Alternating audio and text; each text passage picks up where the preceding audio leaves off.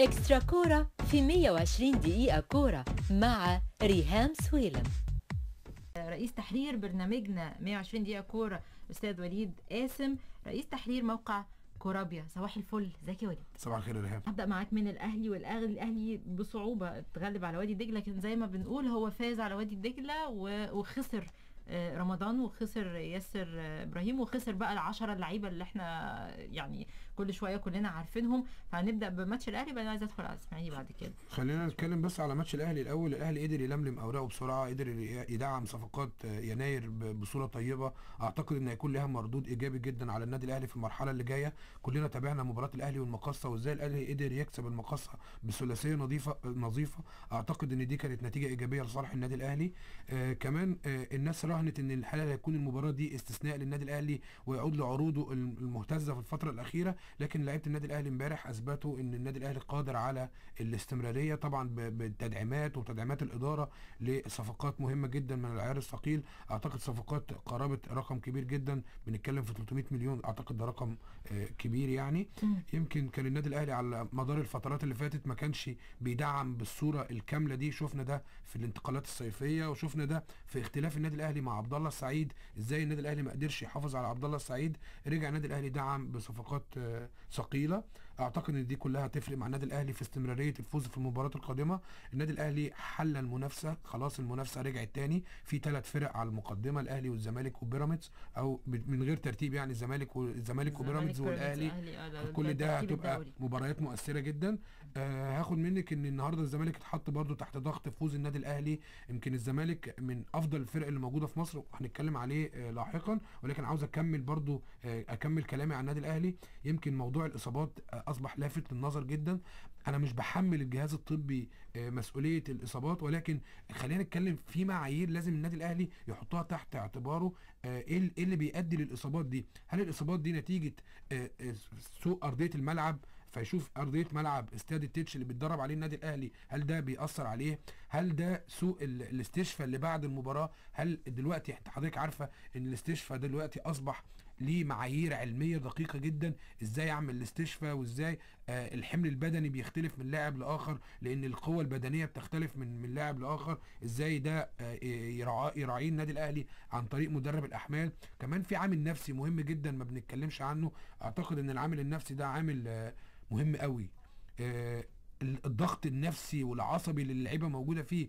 من العجيب ان كل الصفقات اللي جايه تتصاب، يعني كلها معظمها 5 لعيبه تتصاب. اعتقد ان ده كمان عامل نفسي. اللعيبه دي جايه وعارفه ان الدفع فيها ارقام كبيره جدا. الارقام دي معلومه لدى الجميع.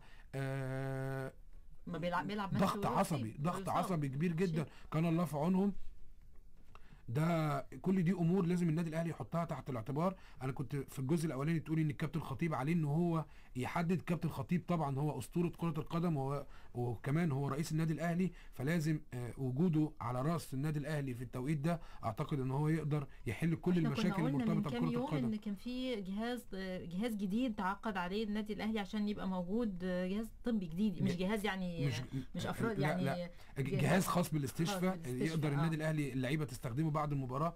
الاستشفاء ده اللي بيأهل اللاعب بعد المباراه، بعد فتره لعبه 90 دقيقه، ازاي ان هو يبتدي يؤهل تاني لمباريات قادمه. خصوصا ان الموسم ده كان النادي الاهلي عنده ضغط مباريات كبير جدا، سواء في افريقيا اللي وصل لنهائي بطوله افريقيا، كمان في البطوله العربيه كان عنده ضغط مباريات، كمان في الدوري اتأجل له مباريات وجي بيلعب دلوقتي كل 3 أو 4 ايام مباراه. كل ده ضغط على اللعيبه. اعتقد ان هو بيأثر بنسبه كبيره جدا على الاصابات اللي حضرتك كنت بتتكلمي عليها في الانترو بتاعك. عندنا خبر ان مارتن لاسارتي مدير الفني الاهلي قرر ان هو يشرك سعد سمير قلب الدفاع اساسي في لقاء سيمبا التنزاني في دوري ابطال، على حساب ياسر ابراهيم طبعا اللي تعرض للاصابه. وهنشوف النهارده هيغيب قد ايه.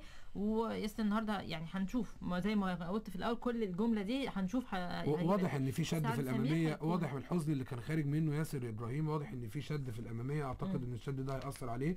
ان كمان سعد نزل ادى الدور المطلوب منه. سعد كان مصاب على فتره طويله برضو.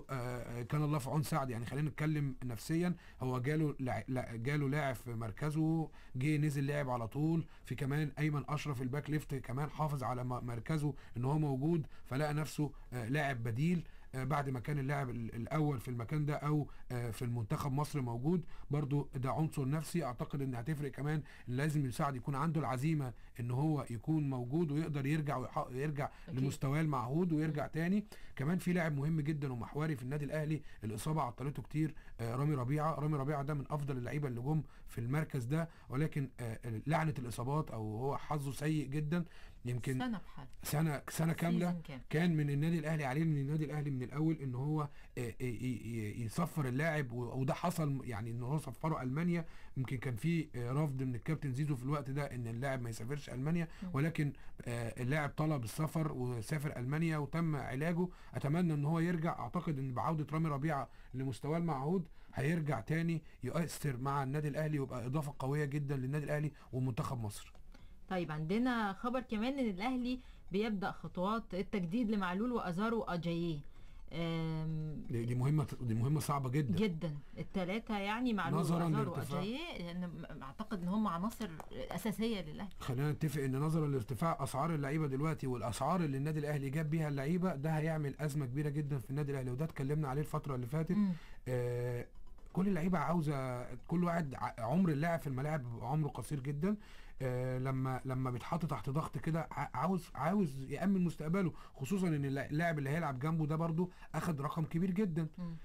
ازمه النادي الاهلي في الموضوع التجديدات دي بدات مع صالح محسن. هي الطفره. يمكن في 3 صفقات هم اللي اثروا جدا على سوق انتقالات اللعيبه في مصر. صلاح محسن انتقل برقم 42 مليون جنيه من النادي انبي للنادي الاهلي، وكمان في محمد عنتر انتقل ب 16 مليون جنيه من الاسيوطي لنادي الزمالك، وكمان اسلام عيسى انتقل من النصر المصري ب 10 مليون جنيه في يناير اللي فات. ده اثر على طفره في اسعار اللعيبه. يمكن هنرجع تاني لموضوع عبد الله السعيد. عبد الله السعيد كان افضل لعيب كوره في مصر في الوقت ده.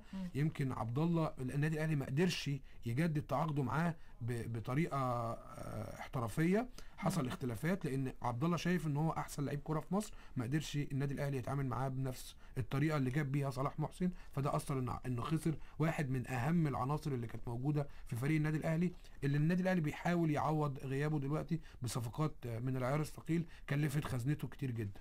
طيب استعداد اخيرا بقى قبل ما نسيب الاهلي، الاستعدادات لسيمبا التنزاني. النهارده هيبتدي اكيد لاسارتي الاستعداد لهذه المباراه، وقصه برضو رمضان صبحي سريعا كده، في هل يقترب من منتخب مصر ولا لا؟ هل اجاري متضايق يعني او بتؤرقوا ان رمضان موجود بس لم يحرز يعني غير هدف؟ يعني هل الموضوع ده في عقل اجاري؟ خلينا نتفق ان الجهاز الفني لمنتخب مصر محظوظ جدا. بمعنى محظوظ ليه؟ لان من النادر ان انت تلاقي الاهلي والزمالك الاثنين يبقوا فايقين. النادي الاهلي كان في كبوه وابتدى يفوق بعناصر مميزه. هتلاقي في النادي الاهلي عناصر هتبتدي تتالق الفتره اللي جايه.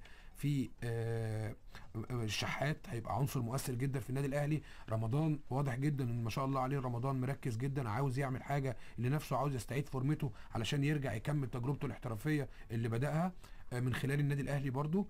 كمان في نادي الزمالك عنده حدث ولا حرج بقى، عنده لعيبه متالقه جدا. عنده طارق حامد متالق في وسط الملعب، وده من افضل العناصر، يمكن افضل لاعب موجود في خط وسط منتخب مصر. طارق حامد لاعب فايتر من العناصر الجيده. كمان جنش مؤدي مستوى وثبات رائع ما شاء الله عليه.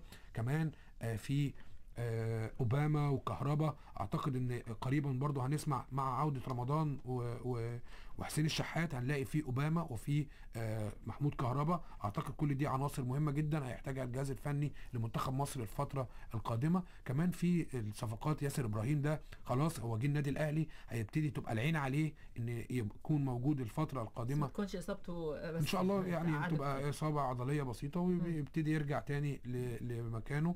اعتقد كل دي في كمان بالنادي بيراميدز مقدم مستوى عالي جدا. في النادي الاسماعيلي في لعيبه على مستوى عالي جدا. يعني الواحد صعبان عليه ان النادي الاسماعيلي باللعيبه اللي موجوده دي وعندها كم خبرات كبير جدا، وان هو يمر بالكبوه اللي بيمر بيها. واعتقد النادي الاسماعيلي ابتدى يتجاوز ازمته وابتدى يتجاوز الكبوه.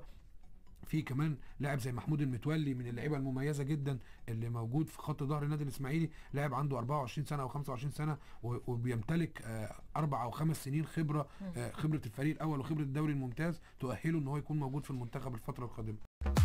إكسترا كورة على 120 دقيقة كورة من الحد للخميس.